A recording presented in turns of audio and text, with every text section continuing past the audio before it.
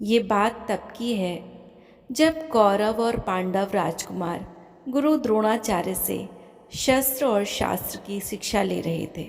एक बार की बात है, गुरु द्रोणाचार्य ने एक दिन कौरव और पांडव राजकुमारों की परीक्षा लेने की सोची। फिर गुरुदेव ने दुर्योधन को अपने पास बुलाया और कहा, दुर्योधन, तुम पास के नगर में जाओ और पूरे नगर में से किसी एक अच्छे इंसान को ढूंढकर मेरे पास ले आओ।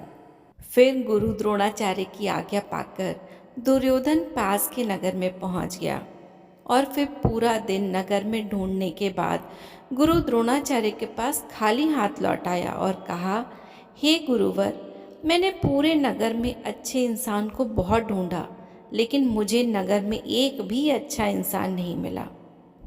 गुरुदेव ने कहा, अच्छा ठीक है, जाकर बैठ जाओ। अगले दिन गुरु द्रोणाचार्य ने युधिष्ठिर को बुलाया और कहा, युधिष्ठिर, अब तुम नगर में जाओ और पूरे नगर में कोई एक बुरा इंसान खोजकर मेरे पास ले आओ।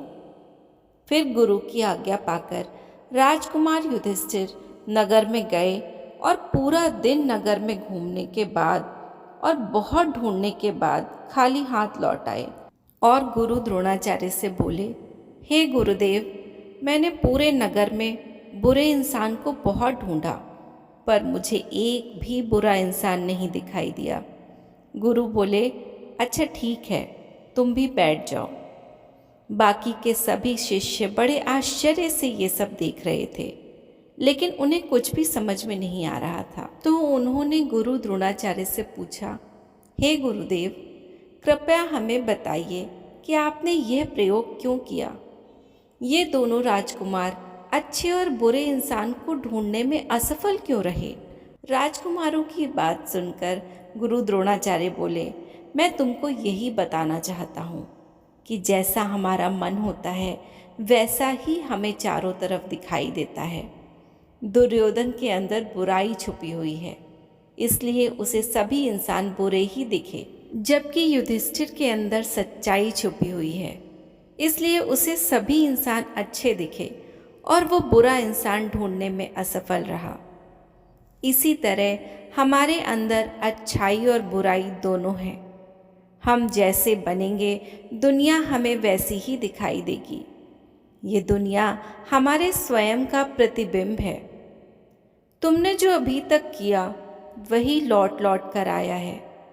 क्रोध किया तो क्रोध ही मिला, निंदा की तो निंदा लौट कर आई, घृणा की तो घृणा लौट आई। ये जगत एक प्रतिध्वनि है। तो फिर मुस्कुराओ, सारा जगत मुस्कुराएगा। हंसो तो सारी दुनिया हंसती हुई मिलेगी। खुशियाँ बांटोगे तो खुशियाँ मिलेंगी। प्रेम बांटोगे तो प्रेम मिलेगा। याद रखना, ये जीवन एक प्रतिध्वनि है। जो चीज़ दुनिया से तुम अपने लिए चाहते हो वो तुम्हें दुनिया को देना पड़ेगा, तभी वो लौटकर तुम्हारे पास आएगा। अपने अंदर की छुपी हुई अच्छाई को बाहर निकालो, सारी दुनिया अच्छी हो जाएगी। यही जीवन का तरीका है। आज के लिए बस इतना ही। फिर मिलेंगे दोस्तों। ईश्वर हम सब पर अपनी कृपा बनाए रखें। नमस्ते।